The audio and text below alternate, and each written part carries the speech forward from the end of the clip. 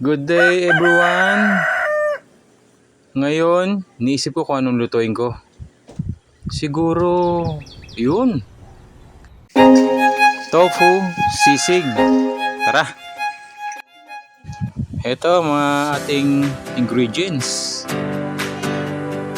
Simple lang. Napakadali lang. Tofu. Ni-slice ko na yan. Then, iprito na natin. Pritong golden brown, okay na yan. Tamang-tama lang yan sa lutong at sa crunchiness. Wala nga pala tayong sizzling plate. Sa kawali tayo. Pero medyo nasa flat naman siya. Diyan natin siya lulutuin. Simple lang naman. Pambahay lang din. Una, nilagyan ng butter. Garlic,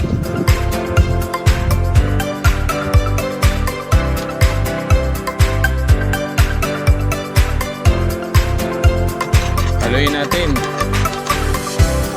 Kahit naman di brown yung garlic, sibuyas,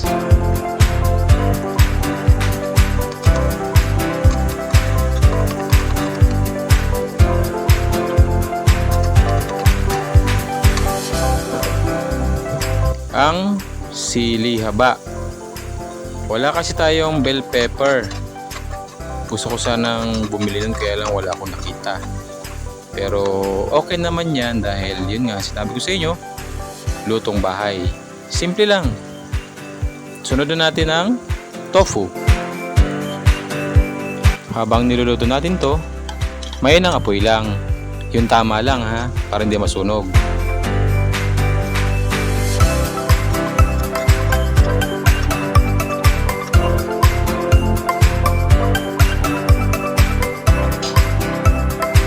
Lagyan natin ng pamintang durog.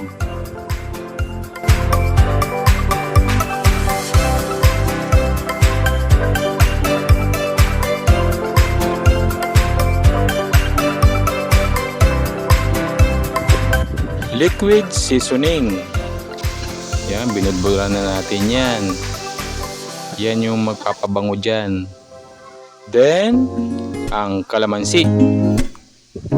Sorry guys, hindi ko pala natanggal yung buto ng kalamansi. Pero makikita naman natin yan pag kinain na natin.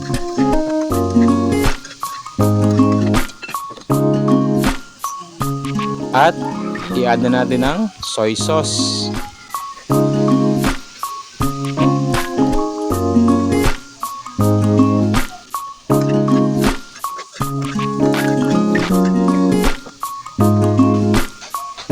Then, ang masarap na mayonnaise. Real mayonnaise yan, kaya masarap yan. At pangpalinamnam.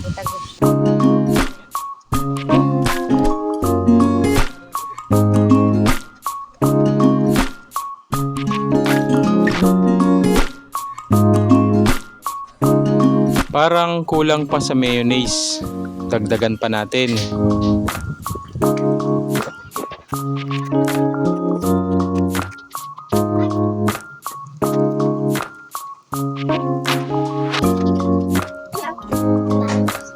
At ang last, ang oyster sauce. Guys, hindi nga pala ako dito naglagay ng asin or betchin. Kasi malinamnam na siya dahil sa seasoning, then soy sauce.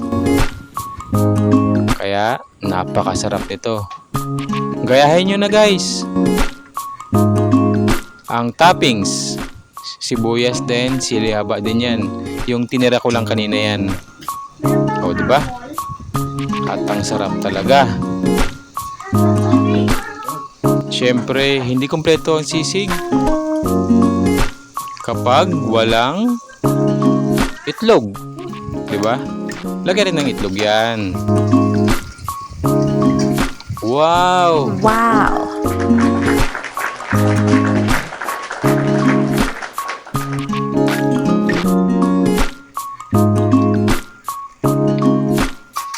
Maraming salamat guys.